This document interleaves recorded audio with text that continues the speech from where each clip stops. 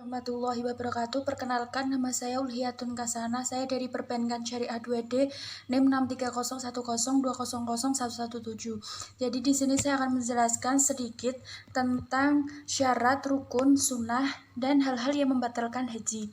Yang pertama, syarat-syarat haji yang dimaksud mampu sebagai salah satu syarat haji adalah sebagai berikut. Yang pertama yaitu beribadah sehat. Orang sakit atau lemah fisiknya dapat mewakilkan kepada orang lain jika yang mewakilkan itu mampu untuk membiayainya. Yang kedua yaitu ada keberadaan yang dapat ada kendaraan yang dapat mengantarkan pulang dan pergi ke Mekah bagi orang yang di luar Mekah. Yang ketiga, aman dalam perjalanan, artinya jiwa dan hartanya tersebut terjamin keselamatannya. Yang keempat, memiliki bekal yang cukup, artinya yang dimiliki itu cukup untuk memenuhi kebutuhannya selama mengerjakan haji di Mekah, termasuk juga cukup untuk membiayai atau menjamin kehidupan kebutuhan keluarga yang ditinggalkan. Yang kelima, bagi perempuan harus dengan suaminya atau mahramnya atau dengan perempuan lain yang ada mahramnya. Adapun yang kedua yaitu syarat-syarat haji yang harus dipenuhi. Yang pertama, beragama Islam. Kedua, berakal sehat. Keempat, balik atau dewasa, merdeka, bukan budak. Dan terakhir yaitu kuasa atau mampu untuk melakukannya. Yang ketiga yaitu rukun-rukun haji. Rukun-rukun haji itu adalah perbuatan yang wajib dikerjakan dan tidak dapat digantikan dengan membayar denda. Meninggalkan salah satu rukun haji tersebut akan gugur dan tidak sah ibadah hajinya tersebut. Rukun-rukun haji itu ada 6, yaitu yang pertama yaitu ihram. Ihram adalah berniat mengerjakan ibadah haji atau umroh dengan memakai pakaian ihram, yaitu pakaian ihram tersebut yang dimaksud yaitu pakaian yang berwarna putih, bersih dan tidak berzait. Pakaian yang tidak berzait tersebut digunakan bagi seorang laki-laki. Yang kedua yaitu wukuf di padang Arafah. Wukuf di padang Arafah yaitu wukuf adalah hadir di padang Arafah pada waktu zuhur dimulai sejak tergelincirnya matahari pada tanggal 9 Zulhijjah sampai terbitnya fajar pada tanggal 10 Zulhijjah pada bulan haji.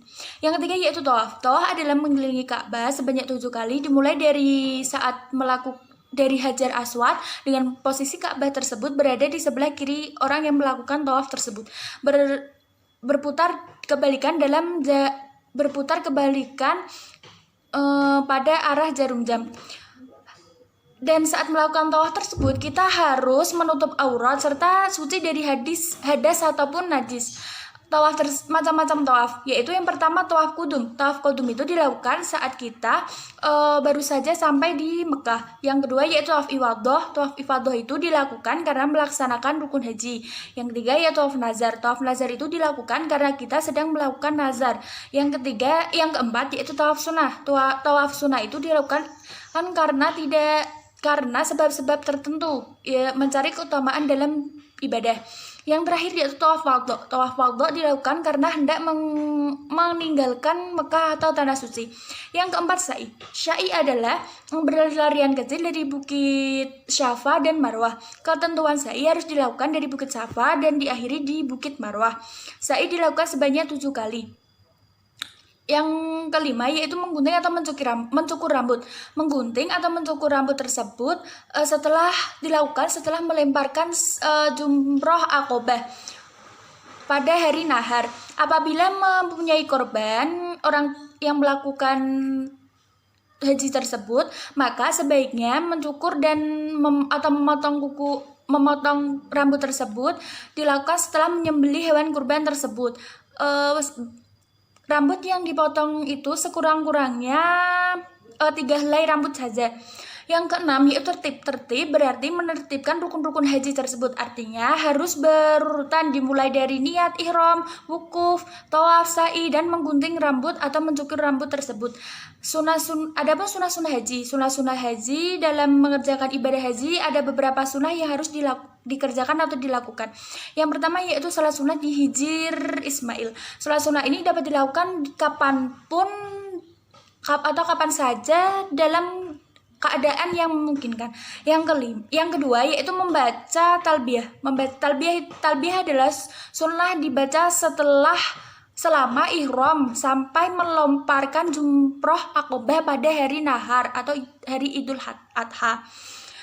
Yang ketiga yaitu sholat sunnah tawaf di belakang makam Ibrahim. Yang keempat yaitu memasuki Ka'bah, tanah suci, sambil berdoa. Adapun larangan-larangan atau hal-hal yang membatalkan haji atau umroh. Larangan haji, larangan bagi orang laki-laki dan perempuan yang sedang menunaikan ibadah haji dan umroh itu yaitu larangan bagi seorang laki-laki. Laki-laki dilarang memakai pakaian yang berjahit, memakai tutup kepala, dan memakai atas kaki yang menutup mata kaki tersebut. Yang kedua, larangan bagi perempuan. Larangan bagi perempuan dilarang menutup muka dan kedua telapak tangannya. Yang ketiga, larangan bagi seorang laki-laki dan perempuan yaitu memakai wangi-wangian kecuali yang dipakainya tersebut sebelum niat atau sebelum berihram. Yang kedua yaitu memotong rambut dan bulu badan yang lainnya. Yang ketiga, memotong kuku. Keempat, mengadakan akad nikah. Kelima, memburu dan membunuh binatang yang berada di tanah suci tersebut. Yang terakhir yaitu bersetubuh dengan suami atau istri. Melakukan ibadah haji atau umroh menjadi batal lantaran melakukan 3 hal, yaitu yang pertama meninggalkan salah satu rukun haji, yang kedua meninggalkan wukuf di Arafah pada waktunya, yang tiga yaitu berjima. Namun mengenai waktunya batalnya haji karena berjima dan syaratnya. Sekian dari saya, apabila ada salah kata atau ucapan saya mohon maaf. Wassalamualaikum warahmatullahi wabarakatuh.